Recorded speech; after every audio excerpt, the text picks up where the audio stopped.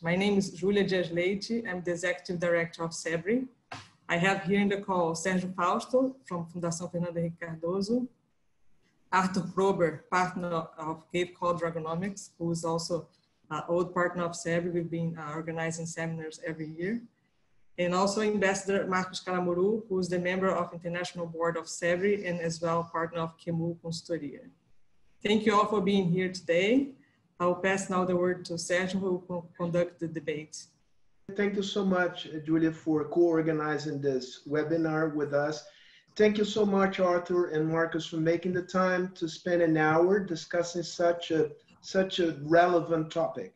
Well, at the present moment, it's hard to imagine a more relevant topic than the one that will be addressed today. China, the coronavirus, and the challenges of interconnected world. This virus is a global virus. It knows no national borders. It has infected the global economy. The epicenter was China, then the epicenter moved to Europe. Now it is in the US. It's hitting hard Latin America. It will be hitting hard Africa. So this is a global crisis. But we're going to focus today China, not only as the first epicenter of the pandemic, but as the second largest economy in the world, and extremely interconnected with the two other countries or blocks that are part of this, the core of the global economy, the European Union and the United States. Arthur, I think you are in a unique position to address the topics that are on the table today. How China is responding to the pandemic. Is it set to recover? Will China be affected, and then how it will be affected by global recession? How China's performance will affect the global economy? And at the end of the talk, of your presentation, I presume you're going to tackle sort of long-term implications of this crisis, particularly the relationship between the U.S. and China at the geopolitical level.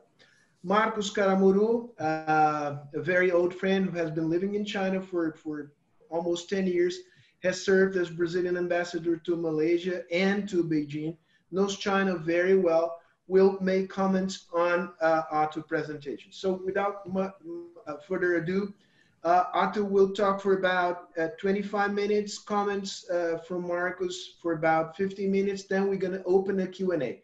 People who are interested in sending questions, please do it through the device that you have at the bottom of the screen, Q&A. You can also send questions through the Facebook page of Fundação Fernando Henrique Cardoso, and by some miraculous way, the questions will arrive at my desk, and I will try to ask these questions as much as I can.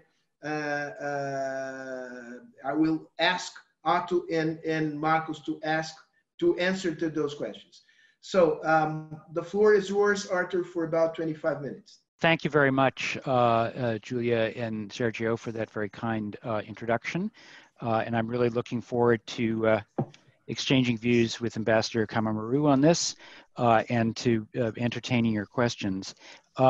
What I'm going to do is I'm going to spend just a few minutes outlining our understanding of the dynamics of this disease and the epidemic, because I think that's a really important background. Then I'll focus on the economic impacts both in China and globally. And finally, as Sergio suggested, I'll conclude with some comments on the geopolitical, longer-term geopolitical ramifications of this. So let me just see if I can get my slides up here. Oops, that's the agenda for today. We don't need that. There we go. All right, so I hope everyone can see the slide presentation that I have here. So the basic outline of my views is that we have to take this epidemic very seriously and understand that it's going to create a pretty significant a recession in most major economies. We're already seeing massive declines in economic activity in the US and Europe. And I think the other key thing to recognize is that the recovery from this will not be a sharp, as they say, V-shaped recovery. It will be slow and gradual. So I think for much of the year, we'll be dealing with the economic impact of this epidemic.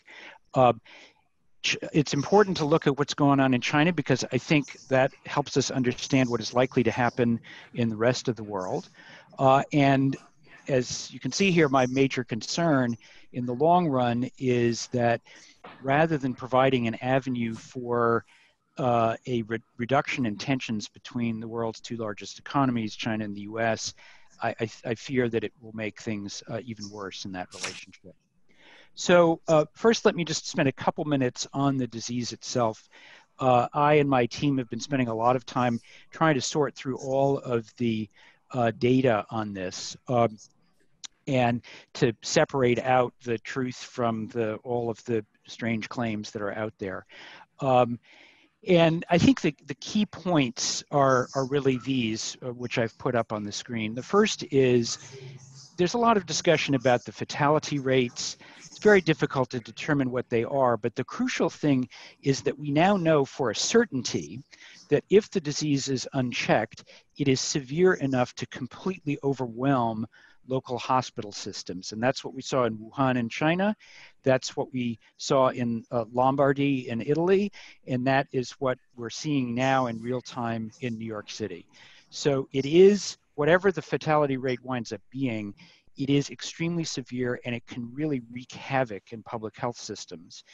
And so the public health responses that you're now seeing in Europe and the United States are designed to prevent a repetition of the disasters that you saw in Wuhan and Lombardy.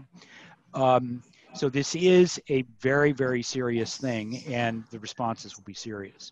The second major point is that we have a pretty good general idea of what works and on what time scale. So if you look at countries in East Asia like Singapore, Taiwan, South Korea, they acted very early. They tested a lot of people. They tracked their contacts. They isolated or quarantined the affected cases. And because they acted very early and massively, they didn't have to disrupt their economy so much. China acted much later, and so they were forced essentially to shut down their entire economy, and we're only just beginning to get back to something close to normal there. And the US and Europe are acting even later than China. So they have to do these massive lockdowns, and they may last longer. The good news is that when you do start to do these lockdowns, the effectiveness comes very quickly. The bad news is that the restrictions need to stay in place for a long time. So let me just show you a few charts to illustrate this idea. So you can see China locked down on January 23rd, and within a couple of weeks, this had a very dramatic impact on the rate of new cases, both in Hubei, the epicenter, and in the broader country. And you can see the rest of the world is nowhere close to getting to the point that China was at 2 months ago. These are curves on the left for the cases in different regions, and on the right, the fatalities. The fatalities data is probably more important because we know for sure who died from COVID-19. Cases are subject to different definitions, and that data is fuzzier. So if you look at the right-hand chart, you can see China and South Korea both very successful in leveling the curve very early. United States and Europe growing much more quickly. You can see the curve in Europe beginning to get a little bit more gentle. So we think that will start to level off fairly soon, but the United States still is seeing accelerating deaths. So we've got a long way to go before this is contained in the US and Europe. This is a curve showing the acceleration of new cases. And this is, if you do it right, this is what you get. You get a very steady declining curve of new cases, as we saw in China and in South Korea. And what you can see in the US and in Europe is that the curves have started to decline, but they're much higher. You're still seeing acceleration rates of over 20%. And you don't have this kind of steep, steady decline in cases. So again, we're far away from getting the epidemic under control. The deaths in Europe used to be concentrated in Italy, but you can see now that deaths outside of Italy exceed those inside Italy, so it's becoming a much broader European problem. In the US, it's more ambiguous. There's clearly a huge problem in New York. We don't yet know for sure how bad it's going to get in the rest of the country. And then finally, this is sort of what I would call a best case model of how things could happen in the US. It's done by researchers at the University of Washington. And what it shows is that if the US does everything right and locks down the entire country and does it for 2 months to the end of May, then you'll get that curve on the left, which peaks in the middle of April and then a steady decline. And by the end of May or early June, you'll be in pretty good shape. The problem is that the US hasn't done a full national lockdown, so this probably is too optimistic, and we're likely to see this epidemic go longer in the United States. So to conclude on this part, it's very important to look at the experience of how China reacted to the virus and the economic cost there, because we're basically going to see the same things play out again in Europe, in the United States. Second thing is, you may have read a lot about, treatments, vaccines, and so forth. There are no silver bullets here. This is just something we're going to have to get through. There are no treatments or vaccines that are going to be available at any time in the next few months. So we just have to do social controls to get the virus under control. And then the final question is, once the US has fully imposed these social controls, how will they get out of this lockdown, which is very economically costly? And I think that will be a difficult discussion. Okay, so let's talk a little bit about the economic impacts. And you probably know in general terms that these are large, but maybe these charts will show you how large. So this is figures for China. We don't have the GDP numbers for the first quarter this year, but my team has constructed a model, and you can see the lines are very steady, and they've shown over the last several years there's been a steady, slow deceleration of GDP growth. And then you can look down to the right, and that straight line down is what we're projecting for this year. And I have to say, our model, we're expecting GDP growth of -3 or 4% for Q1. Many other forecasters have worse numbers ranging from 5 to 10%. So the confidence level around these predictions is not very high, but anywhere from 2 or 3 to 9 or 10% reduction in GDP growth in Q1 is likely. And you're going to see similar things in the United States. So here you see jobless claims in red. These are people who are filing for unemployment insurance. These correlate quite well, as you can see, historically with GDP growth. And it is the collapse in employment is consistent with a quarter-to-quarter decline of GDP in the US of about 20%. So the difference between the Q2 GDP in the US and the Q1 GDP could be as much as 20%. If we look at Europe, you basically get very similar numbers. And again, the way in which we're measuring is different, but you're going from GDP growth of somewhere 1.5% to -5%, something like that. These are high frequency indicators of Chinese activity, and you can see everything fell off a cliff and was very low in early February. And then in March, we started to see a very steady improvement. But broadly speaking, when we look at everything all the information that we have, our best guess is that China today is operating at about 75% of its normal economic capacity. And we think that it will be another month at least before we're up to 100%. A lot of companies are open for business, but they only have half of their employees coming each day. A lot of companies are open, but they have like 10 or 15 or 20% of their normal level of business. So a lot of activity has restarted, but it's nowhere near the same level as it would normally be. The other thing is that China's exports have held up pretty well, but they are going to be hit very badly because as the rest of the world goes into recession, we can expect that they will buy a lot less Chinese stuff. In the global financial crisis of 2008 and 2009, China's exports fell by 20% from the peak to the trough. I think all the information we have now is that this economic shock will be stronger, bigger than the 2008-2009 shock. And so as you can see, we're forecasting anywhere from a 20 to a 60% decline in Chinese exports to the US and Europe, which together account for close to half of Chinese exports.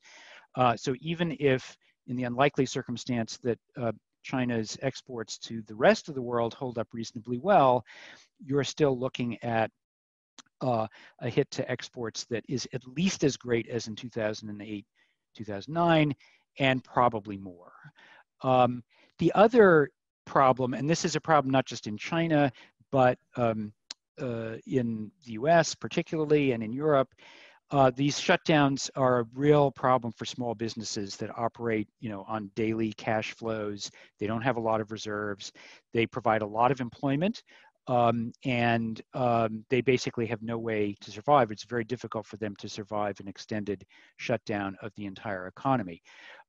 So we don't have really great labor data in China, but the data that we have looks really bad. So there's been a big spike in the registered unemployment rate, and you can see in the red bars the number of newly created urban jobs, and a lot of these are in small and medium-sized enterprises. This has gone deeply negative. And this is one of the key reasons why I think the recovery, both in China and everywhere else, will be slow, because large swaths of the economies depend on small and medium-sized enterprises who are getting completely hammered by these lockdowns. And they cannot just snap their fingers and go back to business, turn on the switches, and have everything go. They are going to have a very long, slow, painful road to recovery.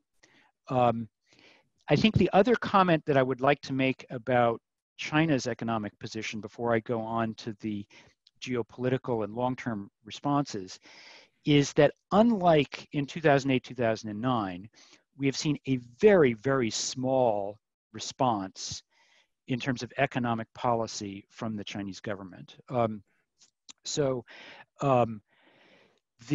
may recall 11 years ago when the global financial crisis hit, the Chinese government launched a massive stimulus program.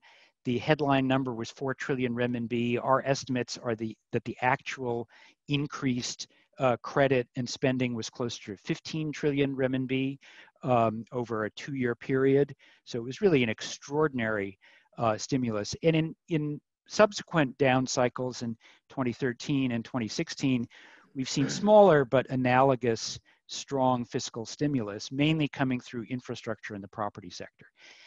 This time around, the Chinese government has basically done nothing. They have lowered interest rates a little bit, as you can see in the left chart, and they have let investment, even in infrastructure, go down.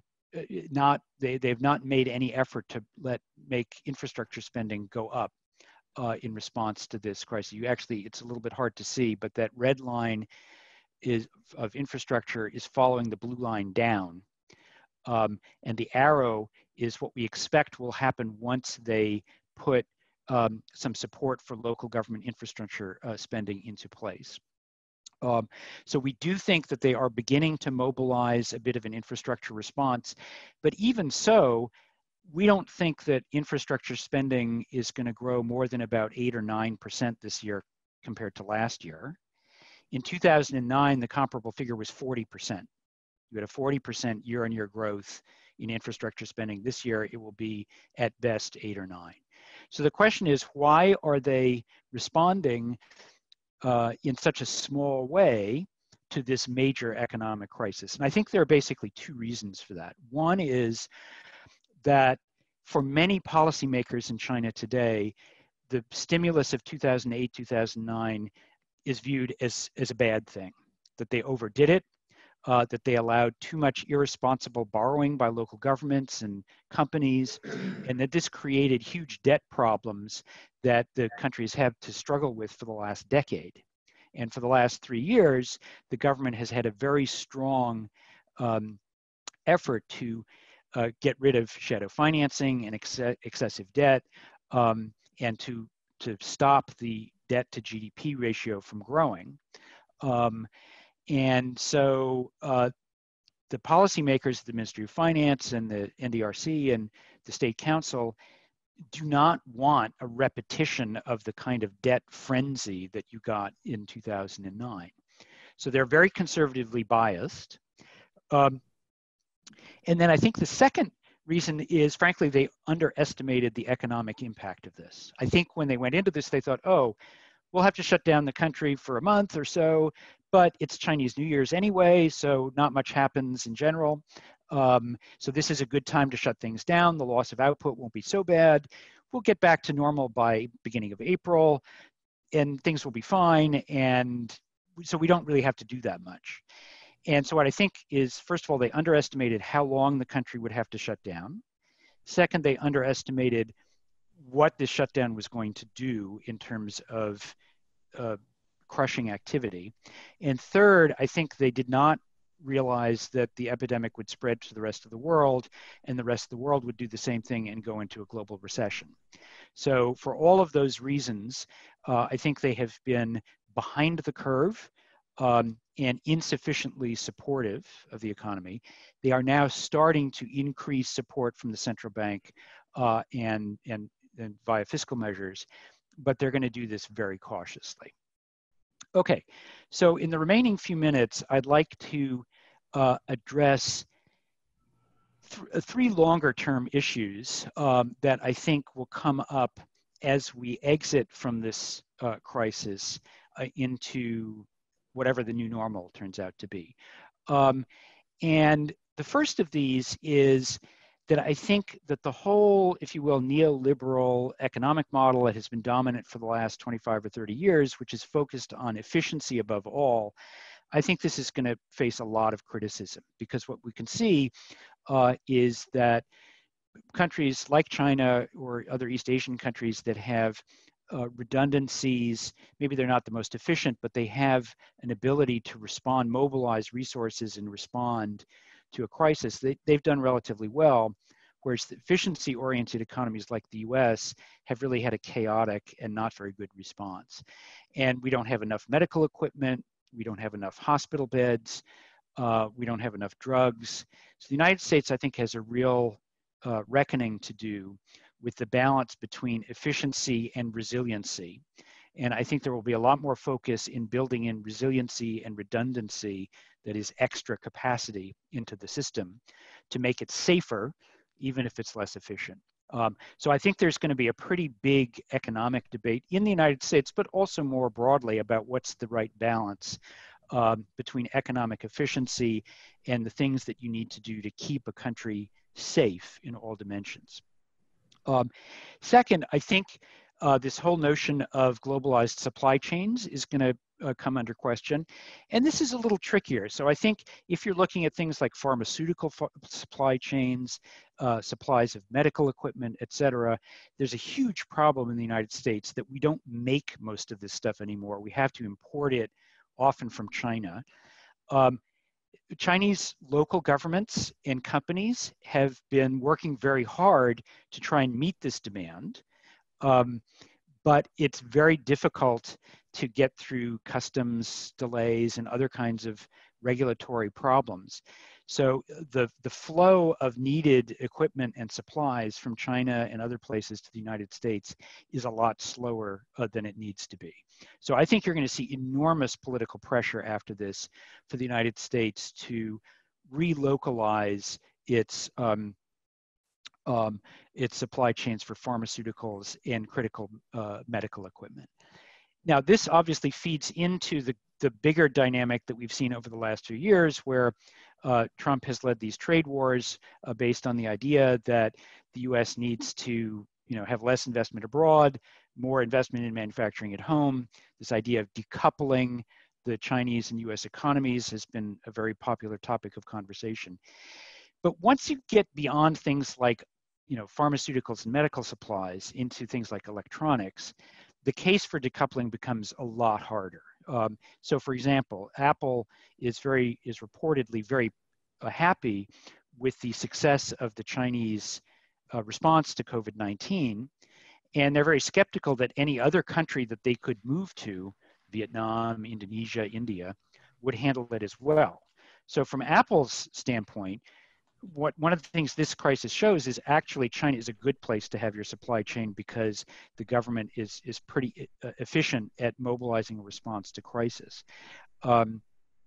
So I think in some areas, there will be a lot of successful pressure to move supply chains out of China and back to the US.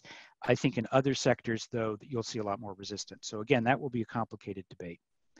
So then finally, we have the question of geopolitics. And I think you're already seeing in the public statements of both the Chinese government and the US government efforts to seize control of the narrative about the epidemic.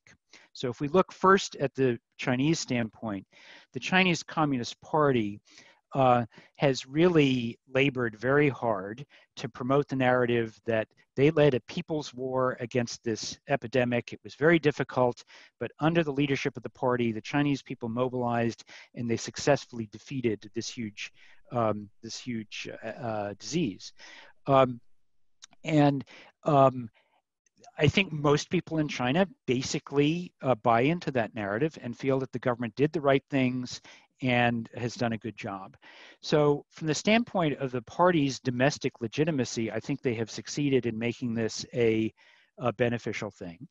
And now they're engaged in an effort, first of all, to divert attention to the fact that the epidemic did start in China, that there were severe missteps in the handling of it in December and January, both bungling of the response and failure to disclose information that were very problematic and had very bad consequences for other countries.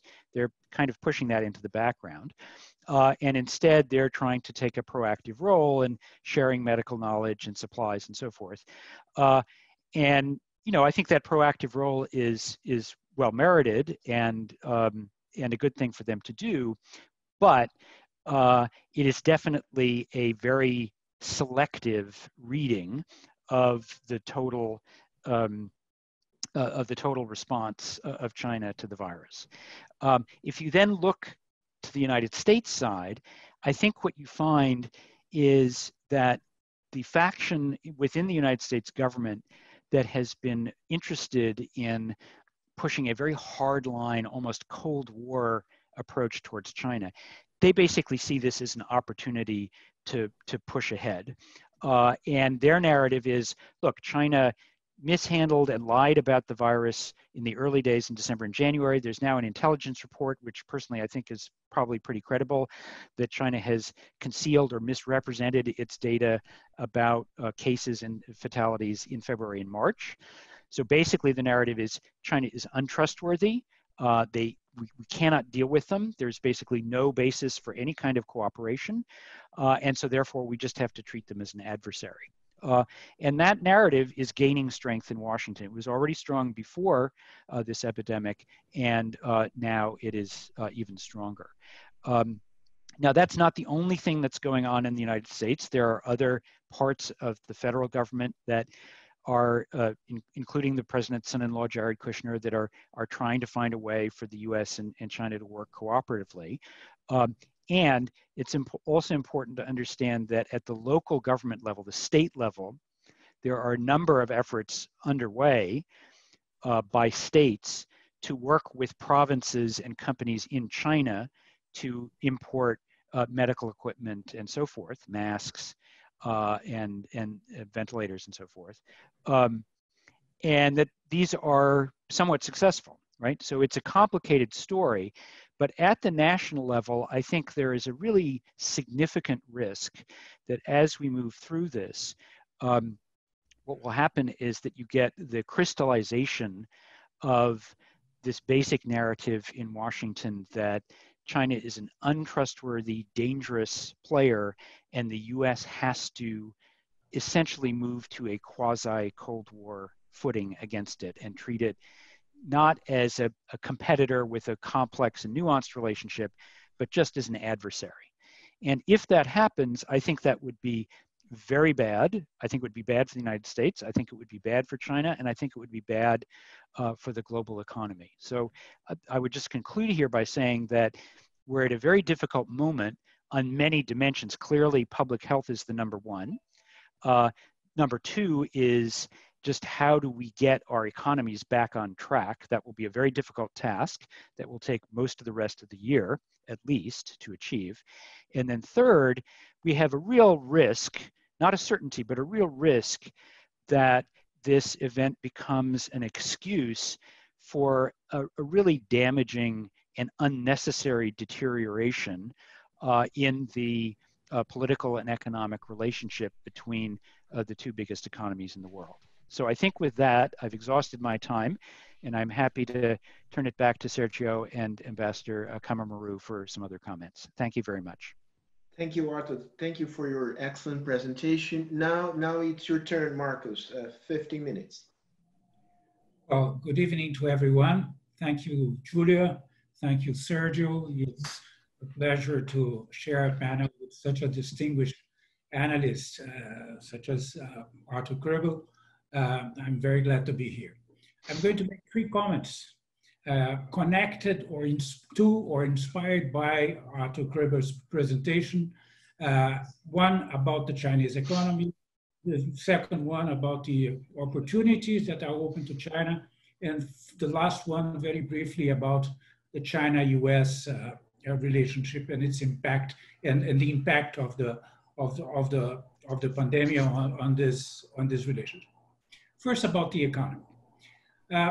China has been making every effort to combat the economy and normalize, making the economy go back to a normal situation, providing liquidity to small and big banks in order to finance big companies, to finance, in particular, small and medium-sized companies, using budgeted resources, both at the federal level and at the local level, to increase the flow of resources to these companies. So for the time being, I think that this whole idea of disciplining the local banks and disciplining the fiscal accounts at the local level is going to be left aside. The strategy is going to be focused on making the economy go back to work. China has been increasing the deductions and relieving companies from their obligations, waiving social security obligations, delaying the payment of the housing fund, allowing companies to deduct all the losses connected to the coronavirus reality for 8 years in their tax presentations during 8 years. But there are 2 major points that are a priority to China and pose a challenge to China. One, Arthur already mentioned that, is how to deal with the very small companies that do not have access to the financial system because they cannot provide collateral, that sometimes have access to the shadow banking, but live out of their own daily cash, and the impact of the operation of these companies on unemployment. Very recently, the Prime Minister of China, Li Keqiang, said that it doesn't matter how the GDP performs. The major point for us is unemployment, and if the unemployment remains stable, we are not going to pay that much attention to the GDP performance. So, unlike 2008, when the basic concern, the basic preoccupation with labor had to do with migrant workers, with those who work in constructions and those who work in factories. Now, what worries China is the college graduated person, that if he or she doesn't find a position, will have to go back to this original city. And they have always thought that this is a major point to worry about and to pay attention to. So I think employment creation is the basic question. Now, the question is, what's going to happen with GDP? There are many voices in China that say that China should abandon the idea of making a GDP target and work on operate reality as is. And this has an impact on the behavior of companies, and particularly SOEs, state-owned companies, because they are all base their projections and their strategies on the GDP target announced by the federal government. So there is a discussion in China how to deal with this reality, and this is going to be a very interesting change if China decides at the end of the day not to have for this year a GDP target. The second point that is really a topic of different views in China, that raises different views in China, is what to do with the least assisted people in society. Just yesterday, there was a decision by the State Council to allocate 67 million to the least assisted. But again, how to do it is a big challenge.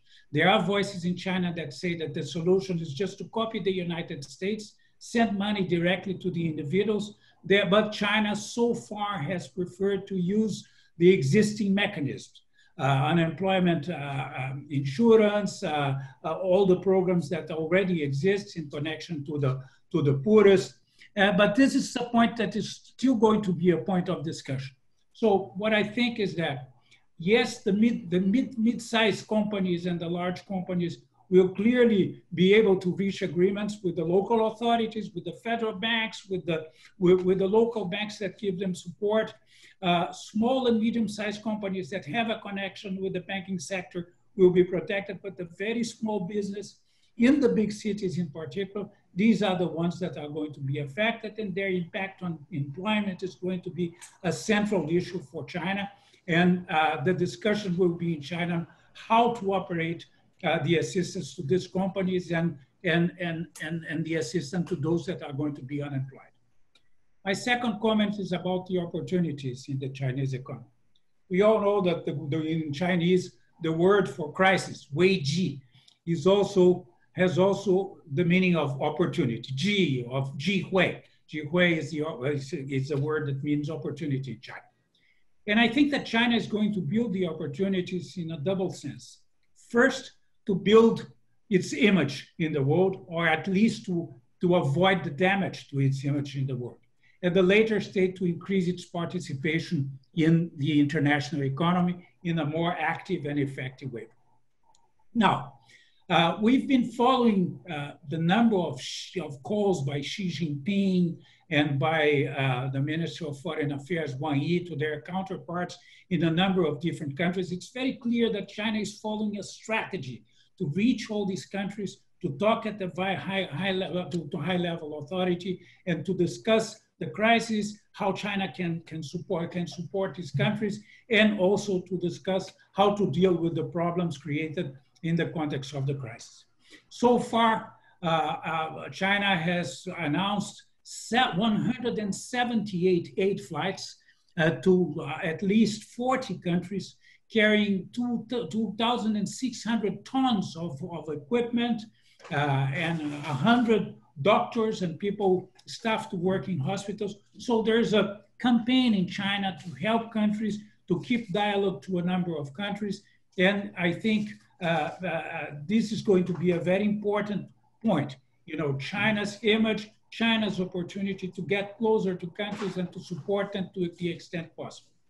As far as the opportunities open for the economy, if one looks at the 2008 crisis, one is going to see that it's from the 2008 crisis that China started its way as an important international investor. If you look at figures from 2009 onwards, you're going to see that the volume of ODI, of all overseas direct investments of China in different countries, has increased considerably. At the same time, China has become the first trade partner of a number of countries. Just take the example of Brazil. It was in 2009 that China became our first partner. And also it's from 2009 that we started to see a greater volume of investments of China in Brazil. Now, if you compare to 2008, China is now much better prepared.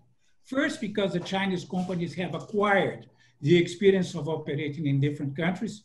Many companies, as we know, lost a lot of money in different countries. Many companies had gains, but China acquired an experience, and this is a very important point. The second point is that China also built some mechanisms that are going to support its participation in the economy in other countries, such as the Asian Investment Bank that did not exist in the 2008 crisis, and is going to be a very important instrument to help China, to help countries to increase their infrastructure investments. Now, this is going to happen in the context of a world where international discussion have lost the force of the past, where multilateral discussions are weakened, and many multilateral institutions are underperforming their roles. I don't see China as a leader in the multilateral discussions. I don't believe that China is going to build a world in which we are going to have stronger multilateral institutions and more countries participating in the discussion and a real clear international effort in that direction. I see China more and more into a bilateral connections with different countries, trying to help them, trying to use the opportunities open in the economy and occupying a bigger space. And the opportunity is there for China to do this, because at the end of the day, nowadays, China is the major manufacturer of all these hospitals and medical equipments and medicines that we need to combat the crisis. And many countries, they know that they have to buy these equipment in China, but they are afraid of not finding the right suppliers there. So many countries are helping China to do sourcing for them. China has already signed an agreement with 30 countries to provide them on a commercial basis with equipment, with material, with masks, with respirators, and so at this point in time, China is choosing who are going to be the suppliers, how they are going to be connected to different countries. In a way, they are managing trade in this area. In normal circumstances, countries or companies in other countries would be buying the market, following the normal market procedures. But now China is leading that. So at the same time that China is leading this international cooperation with countries, China is leading this whole effort to supply countries with the equipment they need to combat the crisis, and guiding as a leader, taking decisions, giving orientations, and even, as I said before, working as making the source work, identifying suppliers for these countries. You take the case of respirators. China has approximately 21 factories manufacturing respirators, 8 of which have their certificate. So they are guiding. They are really commanding this effort of exports. Final and very briefly, the point about China-US connection or disconnection in the aftermath of the crisis. I think there is a general belief in China that, if there is a consensus in the United States, is the consensus that they have to contain China. Democrats and Republicans have a very similar view in that direction. And I think that the Chinese very much agree that these are going to be, under any circumstances in the United States, these are going to be difficult times. This is going to be a difficult moment to China. China has been trying to respond to this with a very soft, attitude and soft statements in general. Take what happened 2 or 3 days ago when there was these accusations of lack of transparency in China about the numbers of deceased and the numbers of people infected by coronavirus. The state spokesman of the Ministry of Foreign Affairs tried to make a positive statement saying that, China is worried about the situation in the United States, that they want to build cooperation in the United States. And I think that it's going to be a bumpy road. China is going to make every effort to avoid a more confrontational situation. The United States is going to be, to a certain extent, unpredictable, but I think this is going to be a bumpy road, And we are already used to, well, countries are already used to this, and we know already that, you know, this is a reality that we will have to live with in the next few decades. My real concern is about those who are silent, those who are not participating, those who are not taking positions. China and the US reached an agreement about the first stage of the trade disputes. This agreement, in a number of points, many analysts and even countries believe that it goes against certain WTO rules. It creates a privileged dialogue between China and the United States in a number of areas like intellectual property rights or pharmaceutical industry development, but still there is a general silence. So my best expectation is that more countries that have had a tradition in participating in the international discussion and taking a leading position, such as Brazil, you know, would not be silent anymore and would express their views, would make their voices known in order for us to build a world after the situation of the crisis in which we are not going to depend that much on the bilateral linkages or connections or the disconnections between China and the US. Finally, I think everything will depend very much on the attitude of companies themselves, whether the decoupling is going to be there or not, whether trade is going to be highly affected. I think it's early to have a final position on that. I'll stop here. Thank you. Marcos, thank you. Thank you so much for more than remarks. It was another presentation and a very good one. I face an enormous challenge, which is many people have sent messages, questions. What I'm going to do, what I'm going to try to do here is to cluster them according to certain topics so that we can cover more or less all of them. And the first cluster is related to a sort of suspicion that the pandemic is not, or the pandemic's not over in China. That China is still vulnerable to a second wave of the pandemic. So the question is this true?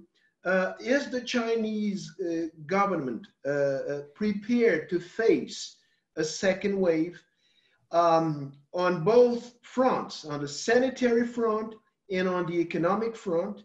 And I will ask these questions. I will ask Arthur to answer these questions first.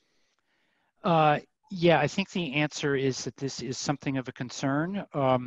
There have been a large number of people coming back into China, mostly students and other Chinese people living abroad, who in March concluded that it was much safer to be in China than anywhere else. They came back.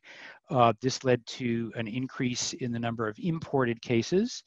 And the government has been struggling to keep these under control. And the result of this is my colleagues in Beijing tell me that actually in Beijing particularly, the controls on going out of your house and so forth have been increased somewhat in recent days. So there is a bit of a challenge there. I think the government is still basically trying to get the country back to work, as Ambassador Caramuru said. But there is I think there is a risk there. And I think there's also potentially a risk in that they seem to have not been very straightforward in reporting asymptomatic cases of the virus, which turned out to be very large. And so it is possible that even imported cases aside, that there is that you could see a secondary outbreak. So this is one of the reasons why I think that the return to economic normalcy has to be so slow, because you have to basically go step by step to get things back to normal so that you don't have another outbreak. So at the moment, the problem seems like it's under control, but there's definitely some risk out there. There is still in this first cluster of questions, it is a suspicion that hovers over some minds, which is, was the outbreak of the disease in China a deliberate act of China, or was something that happened in spite of the Chinese will? Yeah. So on that, there are a lot of conspiracy theories about this. One conspiracy theory is that this virus originated in a bioweapons lab in Wuhan. That has been completely debunked by serious research. There is another conspiracy theory that unfortunately has been promoted by the official spokesman of China's own Ministry of Foreign Affairs, namely that the virus was engineered by US bioweapons experts and planted in China. And that I would also, I bring this up in part because I differ a little bit from Ambassador Caramuru. I think that China's responses are sometimes soft and they're sometimes wild and crazy. And for a Ministry of Foreign Affairs spokesman to get up and lend credence to that kind of ridiculous conspiracy theory, I think is not a moderate response. It is a very unreasonable one. And I think that is, one of the problems that we now have in the relationship. But to answer the substantive question, yeah, there are a lot of conspiracy theories. They're all false. It is very clear that this is a virus that originated naturally, probably in an animal host, at some point jumped to humans, and it got out of control, and it was no one's fault. It was no one's design. It's just a bad thing that happens, and a bad thing that is frankly likely to happen again in the future. So we should take this epidemic as a cautionary tale for something that we need to be prepared for in future. Has to do with American and Chinese foreign policy, and in Arthur's words, their efforts to command the narrative. And my question would be to Marcos Caramuru. Do you think this more nationalistic, inward-looking narrative that at least parts of the Trump administration and significant parts of the Republican Party tend to embrace, do they think this is appealing to other actors of the international systems compared to the narrative which is being engineered by the Chinese government? The only country that can have this nationalistic approach or attitude without paying that much attention to the business with China is the United States. I think all the other countries pay a lot of attention to business. They are subject to a lot of pressure from businessmen and companies that operate in China. And they tend to be more cautious when they approach Chinese issues and when they talk to the Chinese authorities. So I think that, perhaps in the United States, you have this kind of freedom that you don't have everywhere elsewhere. And the other countries are going to be much more guided by what they see in their business community in terms of their approach to China, in terms of their expectations about business with China, in terms of with their investments in China. Would you say that this, as we can tell from this point in time, this whole thing tends to play out in a way that will give the upper hand to China in the foreseeable future? I think that China is going to use this opportunity to increase its level of connection with the international world, isn't it? Both in terms of investments and in terms of trade. And also China is going to pay a lot of attention to Europe in particular, because a few countries in Europe have already become closer partners to China. Italy, for example, or Portugal. So there's a general perception there's no more consensus in Europe to deal with China. The doors are open. And China is being very competent in building connections, in building a good dialogue with countries like Germany, with countries like France. So I think that everything depends very much on, as I said, on the business and on how China is able to seize this connection with the other countries, in particular the Europeans. There's also the case of Japan and East Asian countries, isn't it? I think if you think at this cooperation that China has had during the crisis with different countries and sending aircrafts and all that, Japan was included. And I think China wants to use this opportunity to see how much it can improve its connections with Japan and its dialogue with the Japanese authorities. So I really I really don't see other countries joining the United States that easily. I basically agree with everything that Ambassador Caramuru just said. I think that's very apt. And it's actually striking in Europe that I think there's a strong feeling in Italy that they've kind of been abandoned by the rest of the EU, but that China has been very helpful. So I think the dynamics that Marcos alluded to there are very real. The one addition I would make is that to the degree that your question implied a question of, is there a major change in the balance of power, global influence between China and the US? I think it's a little bit early to say. I think, clearly China will try to take advantage of this. But let's remember back in 2008 and 2009, there were a lot of similar statements about how this proved that the US was in big trouble and that China was going to take over and be the biggest economy in the world by now. And the reality since then has been much more complicated. So we should be a little bit cautious about drawing really long-term 5-10-year conclusions about complex international systems from the short-term impacts of the moment. You've mentioned that hawks in the Trump administration see this as an opportunity to strengthen their political position, right? But what's the role, how President Trump sees this situation? Does he tend to have a more nuanced approach to China? And since we're getting closer to the election process in the United States, how the election process will fit in this U.S.-China relationship? Yeah. So I would not call President Trump's approach to China or anything else nuanced. Nuance is not his thing. It is definitely more erratic, though. So he's not adhering to some careful strategic plan. He's sort of dancing in the moment. And he does that on everything. And you've seen that in this case. He's alternated between saying, oh, the virus is all China's fault. We've got it under control. Everything is fine. If anything is bad here, it's China's fault. To saying, oh, President Xi's doing a great job and we had a great conversation, et cetera. He specifically made a point of referring to the coronavirus as a quote unquote Chinese virus, which was very offensive, rightly so, to the Chinese government. But then he pivoted. So I think what we can see about President Trump is that he personally is not committed to this, viscerally committed to this concept of strategic rivalry between the US and China.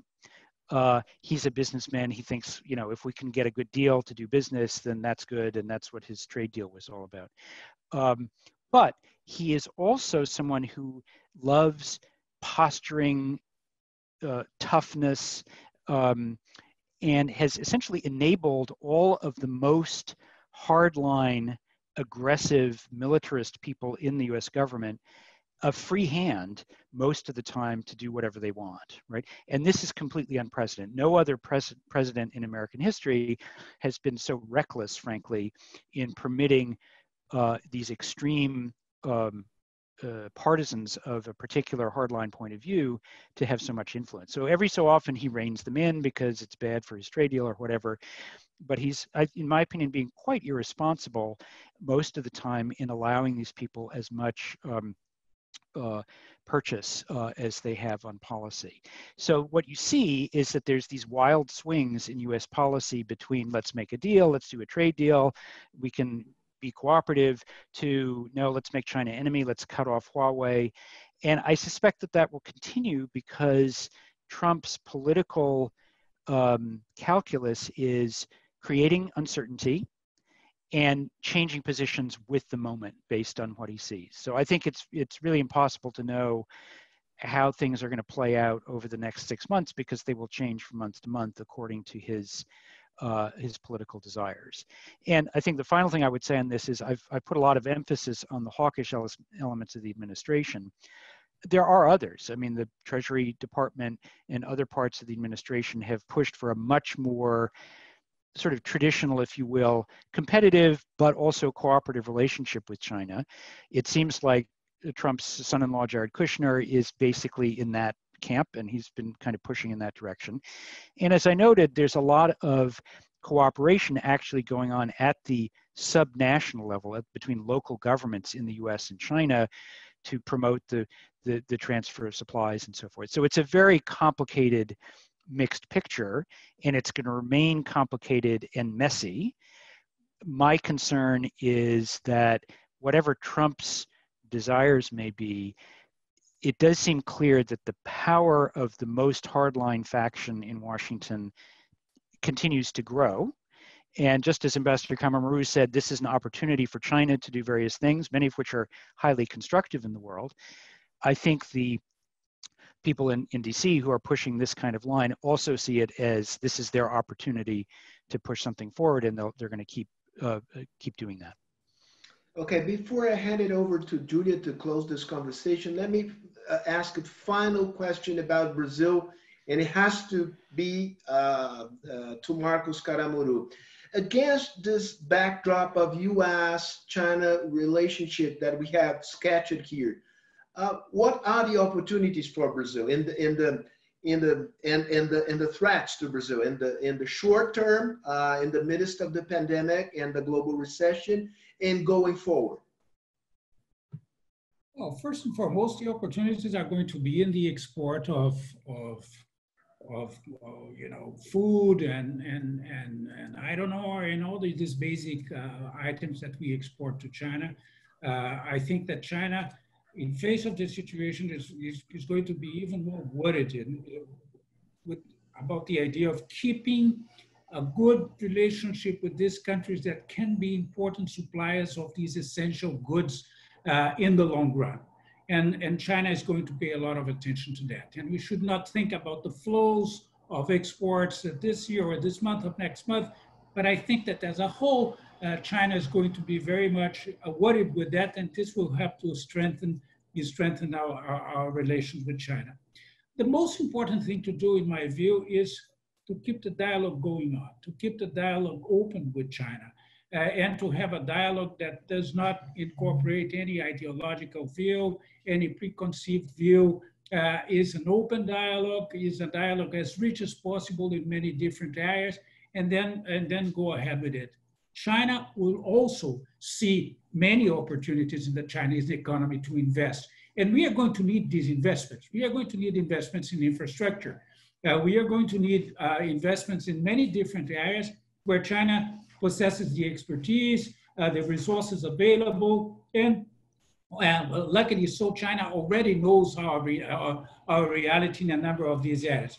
So Chinese participation in investments in strategic areas in Brazil, like infrastructure, is going to be more and more important and essential when we try to rebuild the whole economy after all the economic impact of this virus. So what we have to do is to keep a good dialogue, a dialogue open without preconceived views, and go ahead with what we built with China we have built along the last few decades. All right, now farewell remarks by Julia. I just would like to really thank you both, Marcos and Arthur. You covered a lot of ground. It was really interesting.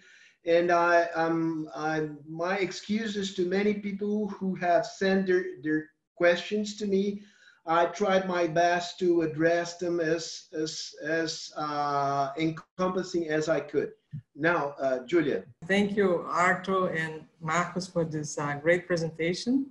We had about 350 people connected in Zoom, and I think more people on Facebook. A lot of people asked about the presentation. Arthur just replied that we can send to all the participants. So Fundação Fernando Henrique and Sebre will send that. And then I'd like to thank you all for participating, and also invite you to our next Sebre online debate that will happen next Monday at 6 o'clock about the oil and gas crisis with Jorge Camargo and Décio Doni. We're going to send the invitation also today.